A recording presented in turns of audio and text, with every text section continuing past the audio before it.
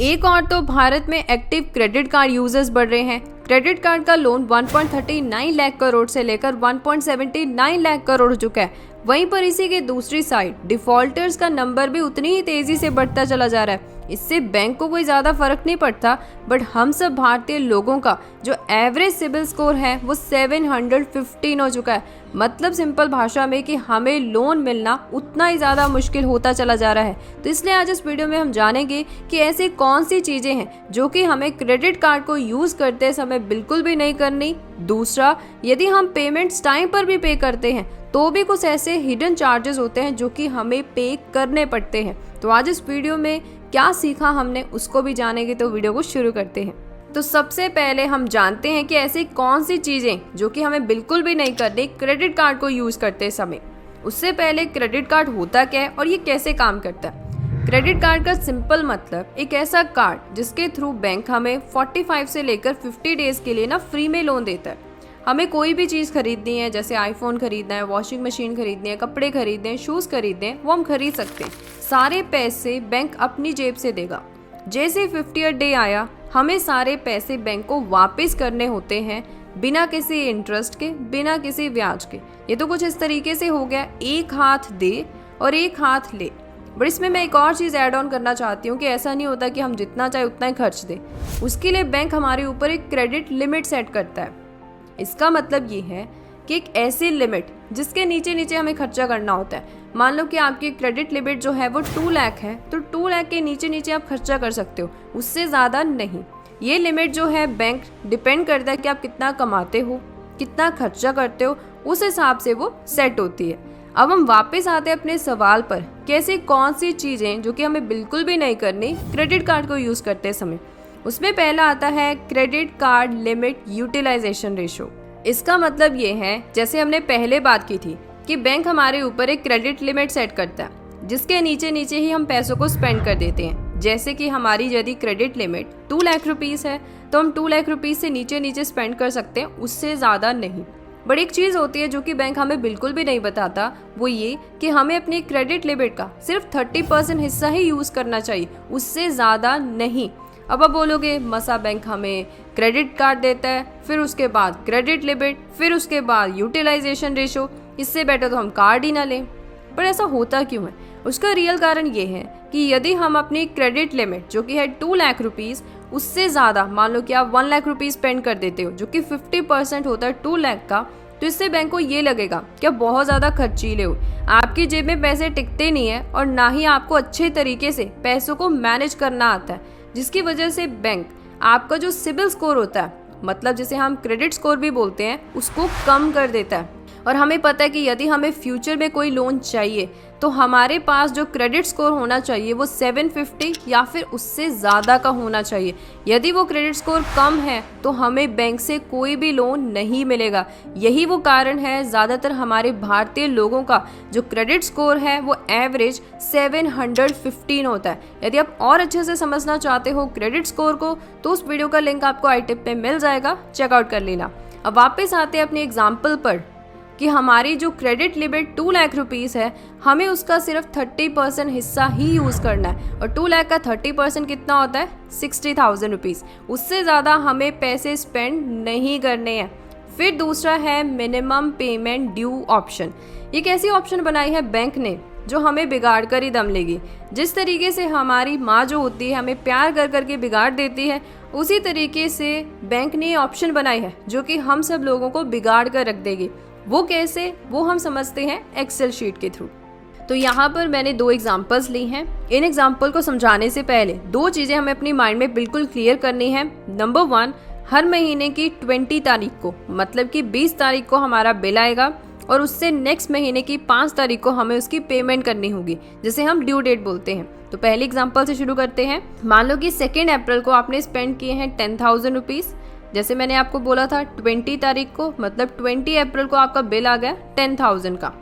अब आपको उसकी पेमेंट कब तक करनी है? 5 मई तक। कितना बैलेंस है? 10,000 रुपीज़। मान लो कि आपके पास पैसे नहीं है पे करने के लिए। बैंक बोला कोई बात नहीं, टेंशन किस बात की, ऐसा करो 10,000 का मुझे 5% दे दो, जो कि होता है 500 रुपीज़। कितना बच जाएगा? 10,000 माइनस 500 मतलब 9,500 बच जाएंगे। कोई बात नहीं, नेक्स्ट महीने दे देना। अब इससे जो तुम्हारे ऊपर लेट फीस लगती है, पेनल्टी फीस लगती है, वो तुझे देने की ज़रूरत नहीं है। बट एक चीज़ का ध्यान रखना कि जितना ये बैलेंस बचा है इसके ऊपर मैं इंटरेस्ट चार्ज करूँगा, जो कि होता है 3% से लेकर 3.5%। हम मान लेते हैं कि हमारे एग्जाम्पल में जो इंटरेस्ट लगेगा वो होगा 3%। अब नेक्स्ट महीना आ गया, मान लो कि हमने नेक्स्ट महीने कोई भी खर्चा नहीं किया, तो हमारा बिल कितना होगा? 9,800 रुपीज़। अब आप सोचोगे कि बैलेंस तो 9,500 था, ये 9,800 कैसे हो गया? पहले क्या बताया था कि बैंक बोला कोई बात नहीं, मिनिमम पेमेंट दे दो, बट जो बैलेंस बचेगा उसके ऊपर मैं इंटरेस्ट चार्ज करूँगा, वो भी 3% का। अब एक और चीज़ इसमें मैं ऐड करूँगी, वो ये, बैंक ने ये चीज़ भी बोल दी कि यदि तुम नेक्स्ट महीने देते हो उसकी पेमेंट, तो इंटरेस्ट जो लगेगा वो लगेगा कि कितना पैसा तुमने स्पेंड किया है। तो 10,000 का 3% जो कि होता है 300 रुपीज़, वो ऐड होगा तुम्हारे बैलेंस के साथ, जो कि है 9,500। तो इसलिए तुम्हारा बिल बनकर आएगा 9,800 रुपीज़, जिसकी तुम्हें पेमेंट करनी है 5 जून तक। यदि तुम उसकी पेमेंट नहीं करोगे फिर तुम्हें उसके ऊपर मतलब फिर से ये जो स्पेंड अमाउंट है उसके ऊपर तुम्हें डबल इंटरेस्ट देना होगा। तो इस तरीके से इंटरेस्ट देते देते देते देते ये अमाउंट उतनी ही ज़्यादा बड़ी होती चली जाएगी। तो ये है पहली एग्जाम्पल। अब दूसरी एग्जाम्पल में क्या फ़र्क है? दूसरी एग्जाम्पल में छोटा सा डिफरेंस ये है कि यहाँ पर तो बिल्कुल सेम है कि आपका 5 मई तक जो बैलेंस है वो है 9,500। अब इस पहली एग्जाम्पल में हमने ये चीज़ बोली थी कि हम कोई पैसा खर्च नहीं कर रहे।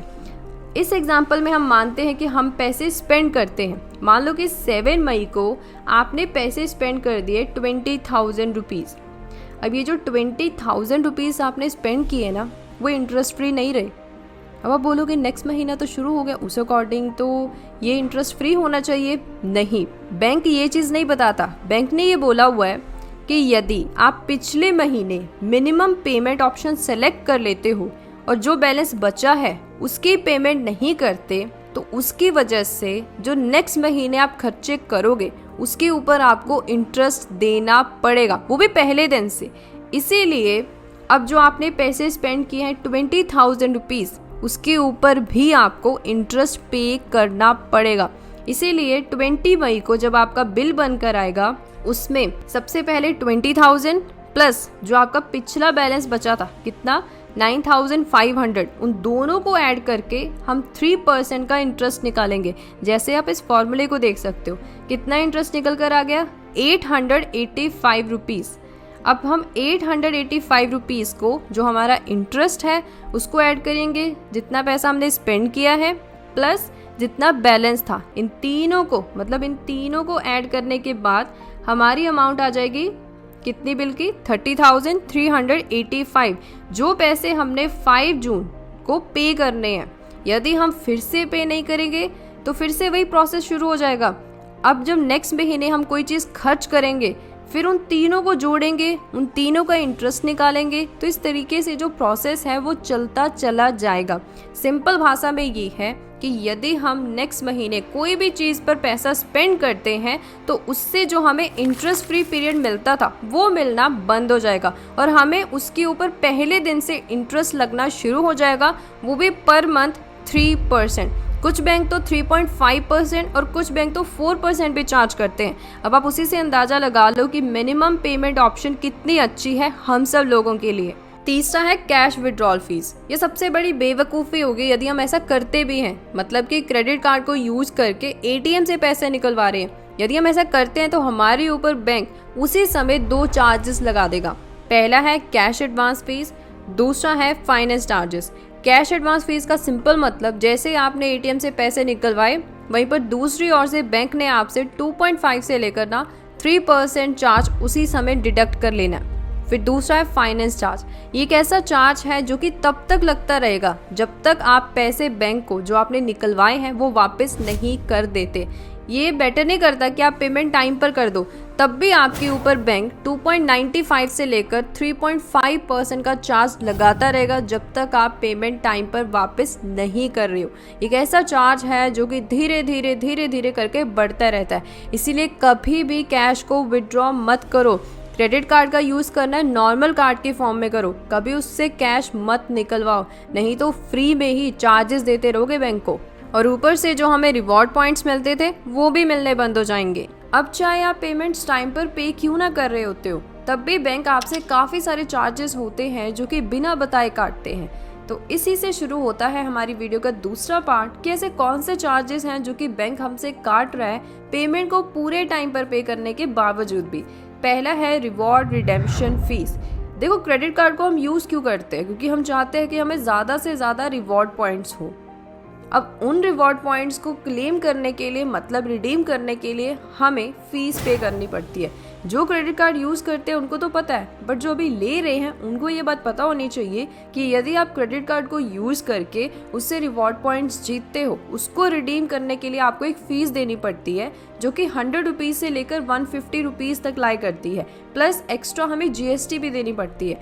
जैसे कि यदि हम HDFC बैंक की बात करें तो HDFC बैंक हमसे 99 रुपीज़ लेता है फ़ीस के तौर पर, प्लस एक्स्ट्रा GST लेता है। बट इस प्रॉब्लम का भी एक छोटा सा सल्यूशन है, वो ये कि यदि हम रिवॉर्ड पॉइंट्स को कैशबैक में कन्वर्ट करवा लें तो हमें कोई भी फीस देने की ज़रूरत नहीं है। बट यदि सल्यूशन है, उसमें भी छोटी सी दिक्कत कि हमारे पास पहले जो रिवॉर्ड पॉइंट्स हो वो 2500 हो, तभी हम उसको कैशबैक में कन्वर्ट कर सकते हैं, नहीं तो नहीं करवा सकते। फिर तीसरा आता है प्रोसेसिंग फ़ीस। अब आपने देखा होगा कि जब ऑनलाइन काफ़ी ज़्यादा सेल आती है फ्लिपकार्ट पर, अमेज़न पर, हम ज़्यादातर क्या करते हैं, बिना देखे कोई ना कोई चीज़ खरीद लेते हैं। अब ज़्यादातर हमने देखा होगा कि यदि हम क्रेडिट कार्ड से पेमेंट करना चाहते होते हैं तो हमारे पास एक ऑप्शन आती है कि या तो हम एक बार में सारे पैसे पे कर दें या फिर हम EMI की ऑप्शन ले लें। ज़्यादातर हम लोग करते हैं कि EMI की ऑप्शन ले लेते हैं।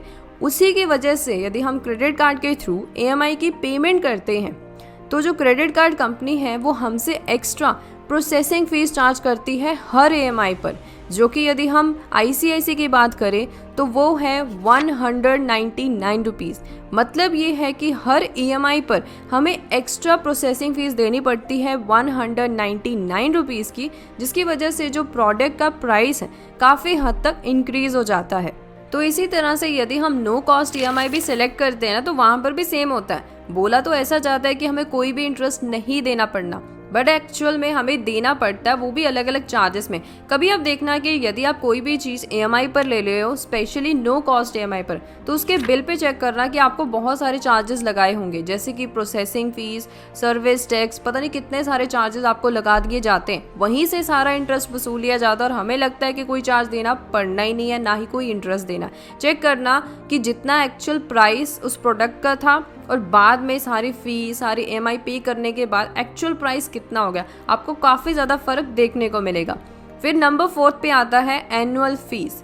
जो क्रेडिट कार्ड यूज़र्स हैं और डेबिट कार्ड यूज़र्स हैं उनको तो पता ही है कि हमें हर साल एक एनुअल फ़ीस देनी पड़ती है अपने कार्ड को मेंटेन करने के लिए। जिन लोगों को नहीं पता, ये भी एक चार्ज होता है जो कि हमें हर महीने अपने क्रेडिट कार्ड को मेंटेन करने के लिए बैंक को देना पड़ता है, जो कि अलग अलग बैंक का अपना अलग अलग होता है। और ये जो चार्ज होता है ना, वो डिपेंड करता है कि आपके पास रेगुलर कार्ड है या फिर प्रीमियम कार्ड है। यदि आपके पास रेगुलर है तो फीस कम होती है, यदि आपके पास प्रीमियम कार्ड है तो उसकी जो एनुअल मेंटेनेंस फीस होती है वो ज़्यादा होती है। तो अब हम बात करते हैं लास्टली कंक्लूजन की कि आज इस वीडियो से हमने क्या सीखा। आज इस वीडियो से हमने सबसे पहले तो यही सीखा कि यदि हम क्रेडिट कार्ड को यूज़ करते हैं तो उसके बारे में काफ़ी सारे चार्जेस, और स्पेशली कि ऐसी कौन सी चीज़ें हैं जो कि हमें बिल्कुल भी नहीं करनी। जैसे कि यदि हम क्रेडिट कार्ड को यूज़ कर रहे हैं तो उसकी लिमिट के बारे में हमें पता होना चाहिए।